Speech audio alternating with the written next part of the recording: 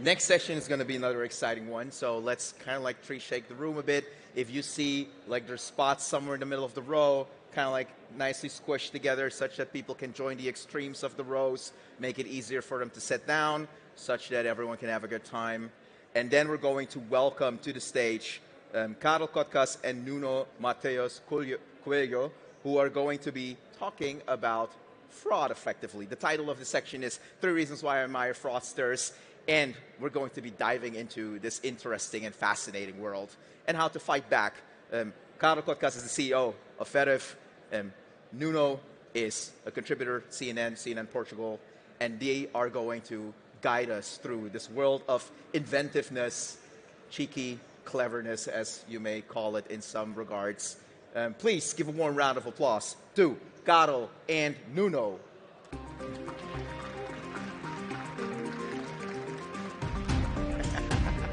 Welcome, Matthew. Thanks, Sammy. Have a good one. Yeah, thanks. Ooh, we have a huge crowd today. Good morning, my name is Nuno Coelho. I am one of the commenters from CNN Portugal about technology, also professor of cybersecurity. It's nice to see you at Web Summit this year, at this site I would mean, which is, I was saying to him a few moments ago that we have a small environment, but the huge crowd, and people are standing. Yeah. And to the topic directly. So, as of today, most of us have technology on your phone that is considered essential for us. For instance, social networks. And in case of something goes wrong, being able to use additional technology to recover those accounts is something that you don't know, but I have a hacker with me that created a company that exactly creates those types of technology so that we can recover our particularly special things with our face identification. Without further ado, I would like to present you Kaarel Kotkas from Veriff, which is a very nice company, and I would like to place to you, Kaarel. Yeah. We've been talking nearly all morning about hackers, and I know that you are a hacker, an expert in that expertise of that field. And as an hacker, what do you think it has changed or evolved in the mentality of an hacker that made you, for instance, jump from the hacker side to the legit side? Not saying hackers are not legit, there are many types of hackers, okay? Just FYI for you, that don't you go bombard me on my Twitter account saying everybody is an hacker. I know, but what changed in the mentality? What created, let's say, the difference between a few years now in terms of resilience? What made them strong enough for you to start fighting them? Thanks, Nuno. I think this kind of a hacker mindset, for me, comes with a very, very positive meaning. Of course, with this kind of a great power comes great responsibility, and you always got to pick your sides. But if I think about hacking overall, then it can be technical, it can be non-technical, and the mindset for me is important because in terms of non-technical things, when I knew that I'm going to be on stage with you today, and I took my shirt out, then at the hotel room, I just took the shirt with me to the shower because this is the way how the steam made it look a bit more nice instead of using an iron. And you always have some kind of a desired outcomes, but you might approach them differently. Mm-hmm. And if you now think about online, then I have a huge admiration towards the hackers that always look to figure out how they can get the desired outcome in ways that they're not used to work. Mm-hmm. And this is something that creates a lot of curiosity for people. And we always have to be curious to drive innovation. And you can't be never just a skeptic who says like, yeah, you're doing it wrong, because skepticism never creates knowledge. You always have to have something that keeps you going. Yes, the knowledge part. Exactly. So that's the reason why I have a huge admiration towards hackers and the way they think. And this is something that has enabled us to learn from them while building the antidote for the poison that they are also bringing on board. Do they try to hack you because of that? Let's combat this dissident. Let's try to hack him because he's doing something against us. Honestly, the challenge what we've noticed in terms of the internet fraud then it has evolved a lot, and there's a lot of money in play, especially driven by the part that we have so much more higher value goods online, and this has created a very big multi-billion industry for professional fraudsters as a result as well. And we have our own counterintelligence teams. We have our own forums that we are tracking what's going on, and definitely I'm not a very welcome person there because Veriff has made their life living hell. So this is just something that yeah, we gotta be also always be the force for good, but we gotta also recognize that there's billions at play, and it's kind of scary world out there as well. Also, as we go around Web Summit this year, is okay, AI everywhere. So this is not something new, guys. It comes back from the 50s. If you see the Turing machine, it goes way back. But everywhere we look today, you see AI here and there. So considering this technology advent, which is now AI in our pockets, in our day-to-day operations and tasks, I think leads to transparency, which means that we don't actually need to know how it works. AI will do it for us. In one day, I was saying to you, quantum computing will be so complex, and one day the AI will be the interpreter in between, and we'll start looking even more for transparency. Hackers love transparency, so they love the fact that we don't know content exactly, we just know how to use it and take prey from that. In your opinion, that's why I paused you a few moments ago this question, what has changed between the classical hacker and these new hacker that uses these technologies, these emergent technologies like in-pocket AI, which is far more reachable to us than the machine learning and the LLM, the in-pocket AI. What has changed between the classical hacker and this new hacker that wants to attack what is between the chair and the desk? Yeah, good question. So already together with the development of AI, we've reached a point on the internet that we assume things are not true unless proven by a reliable source. And in many cases, we start to see so much more content out there that is synthetically generated. And if you want to fight against the mis and disinformation, then eventually moderation is just curing the symptoms, but this kind of a source for online trust actually lies in the proven identity and where the information is coming from as a result. So you gotta go after the identities and verify them to cure the problem that to an extent AI is generating as well. What I love about the development of online fraud and impersonation, then all the new technologies that are coming are the ones that we are seeing on our daily basis, where people are leveraging the new latest synthetic identities, templates, or they are getting through social engineering somebody else's information and try to apply it on a government-issued document template, and they are using deepfakes to try to take a loan on behalf of somebody else, or create a social media account, or try to leverage the account takeover fraud to take funds from your account. So this is something we are seeing a lot on a daily basis, and this is again why I admire fraudsters. Like, I see quite a lot happening, but the thing why it's super important is that identity verification is always this multi-layered defense level. You can't be only focused on biometrics or just document. It's actually like this kind of a Swiss cheese model that has multiple layer defense that enables us to make sure that if this is a honest person or not, or if there's a new amateur trying to pretend to be somebody else, because those tools are now readily available and they'd like to give their best shot. Yes, I agree with you. It's scary, some aspects. I do have 2 kids, by the way. I rarely share their images online because those images can now be a canvas for a fake identity in the future. And I will not mention the company, but I know that you are working closely with companies that work with games that kid uses massively. And do you think that that fact makes hackers driven or drive the technology forward because they are reaching for new techniques to invade spaces, new techniques to take advantage of pictures, images, create fake IDs? Do you think they are leading the way in terms of innovation and complicating things to whom needs to fight it back?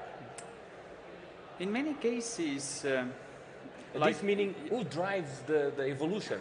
Yeah. Is that us? Is it us or the hackers? yeah, the honest answer is that it's a cat and mouse game always, and it always depends, like whether you are able to be a step ahead of them and competition, or the fraudsters have found another edge. When we are seeing fraud, then fraud always follows the money. In the majority, what we are seeing is from the financial services, and the second part right away is e-commerce, because we are getting so much more higher value goods online. It's not about like Etsy was here and talking about the small, like couple of $100 of goods. You can buy cars online, and this is where the fraud is highly motivated to go after the money. Another aspect that you highlighted is why the identity is actually very important in the virtual worlds and the games. Then one thing for sure is the age verification. When people haven't understood yet due to their age, what does those games do to them? So that's the reason why the age verification driven by the platforms is important. But also, if you think about our kids, trust and safety online, then if you have those online games, then the world has changed for our kids. Because when there was a bullying at school, it stayed at school. Now, when you're a part of different games, if there's a bullying in this virtual game and an environment, it follows you. And it's where do you have peace? Should have peace, you have troubles. Exactly. It follows you home. Exactly. And what we are seeing now, that all this kind of a trust and safety identity is not only following the financial losses, but it's also the health of our younger generation. Why those verifications are core for us to have a safer and bigger growing digital transformation as a result. It's a funny way you go there. See, if you follow Twitter or X trends towards Face ID, and you see a lot of hackers, they actually post their achievements, their trends. It's better than GitHub for them. Yeah. But where does it draw, and meaning that then we who combat and create systems and technology to combat them, we also have to be some sort of hackers. For instance, I have here students of my courses at university where I actually teach them how to be a hacker. But where do you, as a company owner that combats this, where do you draw the line between the ethic and the non-ethic within the training of these colleagues that eventually might create something harmful or not? Where do you draw the line? Where is ethic and not ethical to create technology that explores the deep fakes and the image ID? Number one, I think it's you gotta know the poison to build the antidote. You can't have any other way around. And honestly, when I think about over 400 people at Veriff today, they are coming from the best technology companies that have taken it as a mission to join us to make the internet a safer place. And it's also our core value to be the force for good and put our knowledge to work in order to make the internet a safer place. Of course, with great power comes great responsibility. Feather uncle of Exactly. Peter Parker. Yeah, and this also means that if I think about our team and their knowledge today, we are all very happy that they are on the good side, because we are like powering biggest internet companies in the world, and we see how big of a multi-billion business it is for fraudsters to take advantage of it. But at the same time, if your heart is in the right spot, and you know that you gotta live and breathe it to be a step ahead of them, then it's an exciting mission to be on. You came from the hacker side to the industry side. You create a company called Veriff. We all know what it does. But who is Kaarel the professional? What do you do daily what is your mission towards creating a secure, cybersecurity resilient world? I believe that... What takes you out of the bed, meaning all day? Not the legs, but the mission. Yeah. I believe that the internet economy has been driven by technology that has enabled us as humans to get access to services more conveniently with better user experience, location independently. And if I now think about the future of the internet, that how important it is to have trust, how important it is in a couple of years that if I Nuno give you a call, I'd like to know it's you, not your AI agent. How important the humanity becomes for the future growth of technology, then this is what drives me and Veriff as a company to enable more innovation to move online, not to limit the growth of the digital economy, because due to the loss of trust, and those are how we are evolving on this mission is by getting there every verification at a time. So, and how do you protect your customers' critical solutions on a day-to-day basis? To be fair with you, is it money-oriented? Because everything today costs money. Is it money-oriented or mission-oriented? It's... or a mix? Yeah. Have been building a business for 9 years. I've understood that to have a biggest impact, you have to fund it independently. So definitely the value and the business need to go hand in hand. Overall, I think the way we protect the internet and figure out how we can enrich the identities we have and how we can build up the pattern of trust for people that interact online, and how we can build towards the world that the passport will be issued by Veriff, not only by the governments in the future, to enable people access to services online. Because we already know now that our identities are so much more complex than your passport or driver's license. Yes, and how we are cultural now. Exactly, and how we are able to build it up to the level that we can make the trust reliable and scalable. And it takes more billions to solve 100 billion problem, and this is the reason why you have to have a very meritocratic and pragmatic process to have a biggest impact on this track. The $1 million question, who is winning? The fraudster side or the resilience technology side? Who is winning this fight? Because we know that somehow they are leading because they evolve in creating new strategies and techniques to evade security. But again, we have a house full of engineers and people of science, and we are eager to know from the company person that sees and combats day-to-day operations, who is winning the war? I think fraudsters have an edge to get the first sense of achievement easily, but they don't have much power to take down the internet as a result. It's not me being romantic that the good will win. It's me being pragmatic that it's not a nice business to be in, because it's not something that moves us forward. Thank you very much. Thank you. Ladies and gentlemen, it was very nice to see you, have you here with Kaarel Kotkas from Veriff. A round of applause. Thank you very much. Thank you.